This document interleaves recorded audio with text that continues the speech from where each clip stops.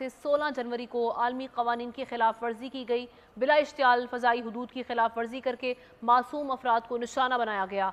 हमला छुपाने के लिए जैशुल अदल की झूठी स्टेटमेंट्स का सहारा लिया गया। जैशुल अदल से मंसूब एक व्हाट्सएप बयान इशू किया गया।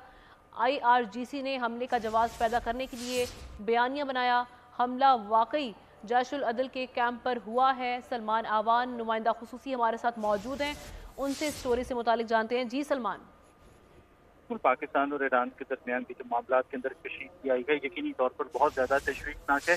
लेकिन पाकिस्तानी ज़राए का कहना है कि ईरान इस मामले के अंदर सरासर कसूरवार है। ईरान की हुकूमत, ईरान के इंटेलिजेंस इदारे या उनका तमाम तर जो उस मामले के अंदर जो है वो बिल्कुल नुमाया है। और इस हवाले से ईरान जो है वो बिल्कुल इस बात पर पर्दा नहीं डाल सकता कि ये तमाम तर सूरत हाल जो है पाकिस्तान इनकलाब की पैदा करता है। और ईरान अगर ये समझता है कि पाकिस्तान इस वाक़े को किसी तौर भूल जाएगा या नज़रअंदाज कर देगा तो इसकी बहुत बड़ी भूल है। क्योंकि हकीकत तो ये है कि BLA और BLF जैसी जो बलोच दहशतगर्द तंजीमें हैं, नाम नहाद बलोच तंजीमें हैं, उनके जो मराकज़ हैं, उनके जो तरबियती मरकज़ हैं, उनके जो कैंप्स हैं, वो भी ईरान में मौजूद हैं। और ये बात भी एक बहुत बड़ी हकीकत है कि पाकिस्तान में दहशतगर्दी का मुनज़्ज़म नेटवर्क चलाने वाला ब्रिगेडियर रिटायर्ड मसूद खान साहब ने हमें ज्वाइन किया है। सर शुक्रिया वक्त देने के लिए। ये जो भी हम सिचुएशन देख रहे हैं जिसमें ईरान ने हमला किया और बिला इश्तियाल